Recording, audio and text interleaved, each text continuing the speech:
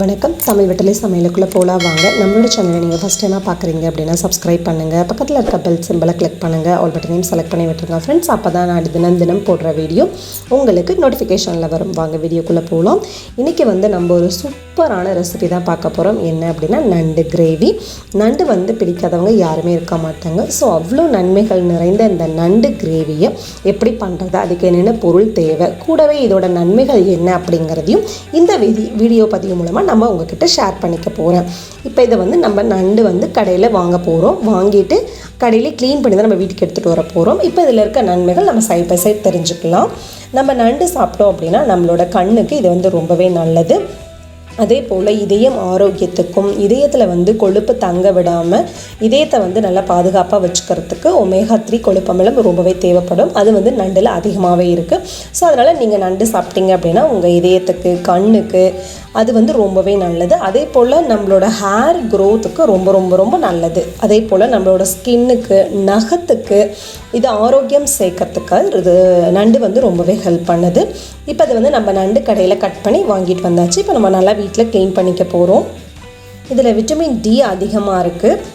Magnesium இதில் அதிகமாக இருக்குது. அதே போல் நரம்பு தசை ஆரோக்கியத்துக்கும் இயக்கத்துக்கும் இது ரொம்ப ரொம்ப ஹெல்ப் பண்ணுது.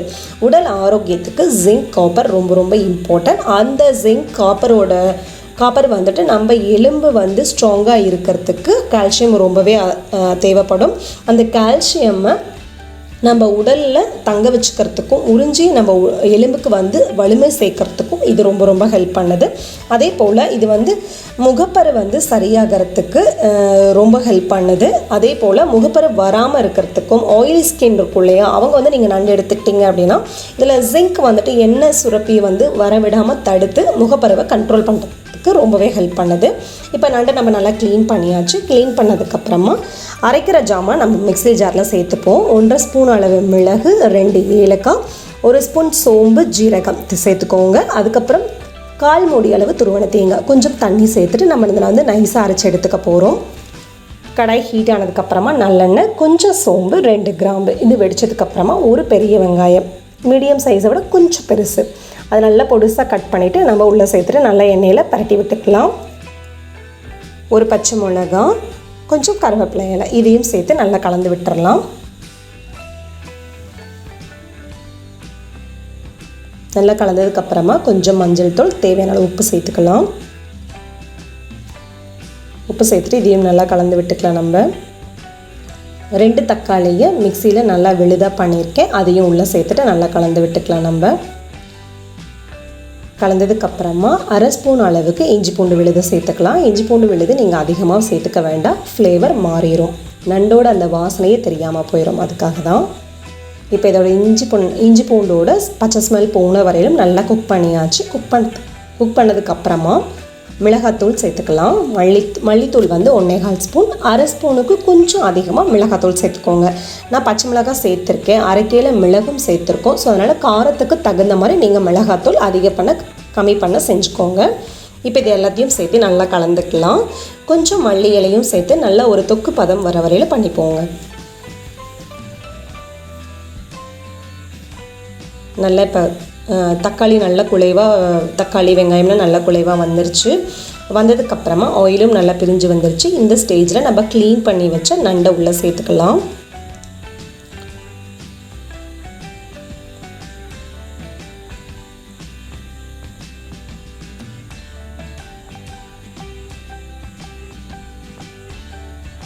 இப்போ இதை ஒருக்க நண்டை சேர்த்துட்டு நல்லா கலந்து விட்டுக்கலாம்.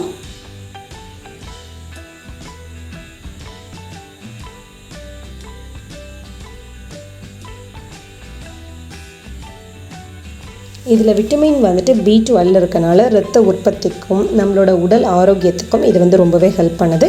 இது குழந்தைங்களுக்கு சாப்பிட கொடுக்கலாம். நண்டு ரொம்பவே நல்லது. அதே போல் இதில் ஒமேகா 3 கொழுப்பமிலம் இருக்கனால அது நம்ம உடலில் ஒரு நோய் எதிர்ப்பு ஃபார்மாக செயல்படுது. ஸோ அதனால் இது ரொம்ப ரொம்ப நல்லது. குழந்தைங்களுக்கு நீங்கள் தாராளமாக கொடுக்கலாம்.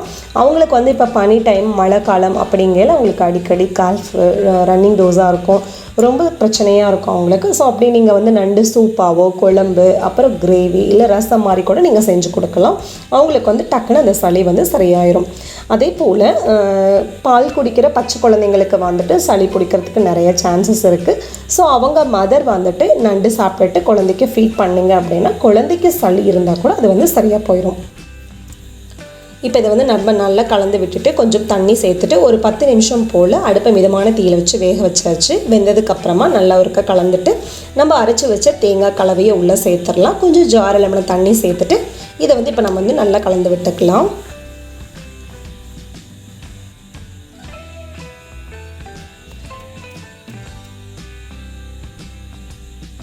அவ்வளோதான். இப்போ இதெல்லாத்தையும் நல்லா கலந்து விட்டுக்கலாம். நம்ம இது வந்து நண்டோட ஸ்மெல் வந்து ரொம்ப சூப்பராக இருக்கும். நண்டு பிடிக்காதவங்க யாருமே இருக்க முடியாது. எல்லாத்துக்கும் நண்டு பிடிக்கும், ரொம்ப விருப்பமாக சாப்பிடுவாங்க.